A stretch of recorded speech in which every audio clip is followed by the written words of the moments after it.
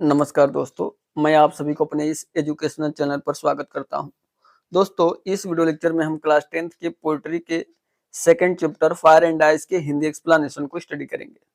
दोस्तों, हिंदी एक्सप्लेनेशन को स्टडी करने से पहले हम थोड़ा सा इसके सारांश को समझ लेते हैं ताकि चैप्टर पढ़ने में हमको आसानी होगी। तो आइए देखते हैं इस चैप्टर का सारांश क्या कहता है। इस चैप्टर का सारांश ये कहता है कि कवि ये इस चैप्टर में बताना चाहते हैं कि लोग कहते हैं कि दुनिया बर्फ से समाप्त हो जाएगी और नहीं तो दुनिया आग से समाप्त हो जाएगी। लेकिन कवि जो है वो उन लोगों के साथ हैं जो आग के पक्ष में हैं। लेकिन फिर कवि ये कहते हैं कि यदि दुनिया को दो बार नष्ट होना पड़ा तो नफरत पर्याप्त होगा और बर्फ भी विनाश के लिए महान होगी। कवि यही इसमें बताना चाहते हैं। तो आइए बिना किसी देरी के एक एक मीनिंग के साथ इस चैप्टर के हिंदी एक्सप्लेनेशन को स्टडी करते हैं। चलिए देखते हैं इसका पहला स्टेंजा क्या कहता है। देखिए पहला stanza, some say the world will end in fire, some say in ice, from what I have tasted of desire, I hold with those who favour fire. कवि ये कहते हैं कि कुछ लोग कहते हैं कि दुनिया आग से समाप्त हो जाएगी।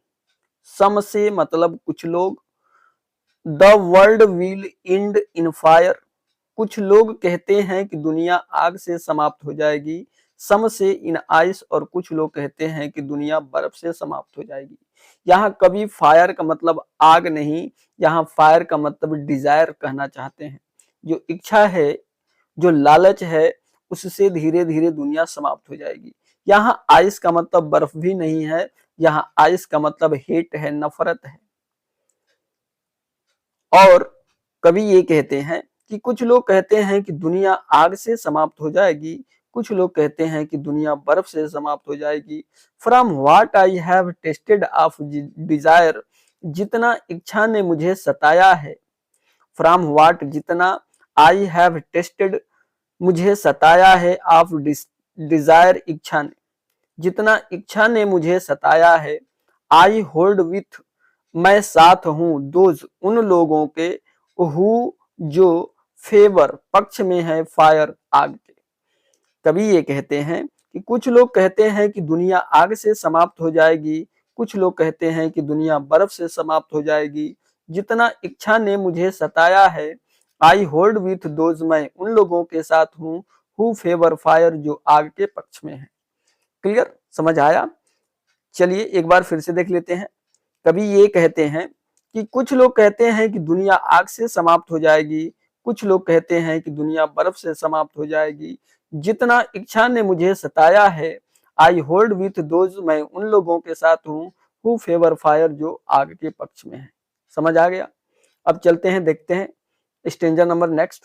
देखते हैं दूसरा स्टेंजा क्या कहता है। देखिए दूसरा स्टेंजा ये कहता है कि but if it had to perish twice, I think I know enough of hate to say that for destruction ice is also great and would suffice. Suffice को सफाइस भी पढ़ सकते हो। क्लियर, चलिए देखते हैं यहां पर दूसरे स्टेंजा में दूसरे स्टेंजा में कवि क्या कहते हैं।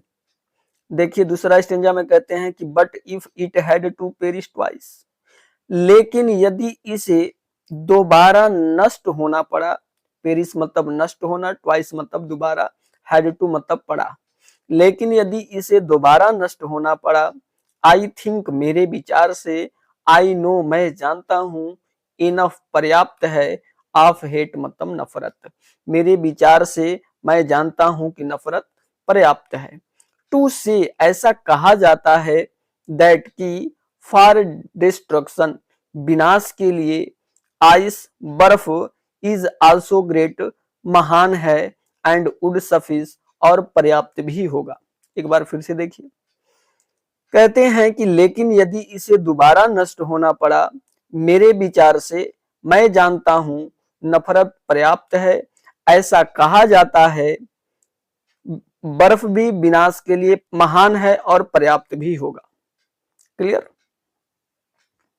तो आई होप समझ में आया होगा। और यदि वीडियो अच्छी लगी हो तो वीडियो को लाइक, शेयर, सब्सक्राइब जरूर करें और अपने दोस्तों में भी शेयर अवश्य करें तब तक के लिए धन्यवाद। फिर मिलते हैं अगले वीडियो लेक्चर में। Thank you.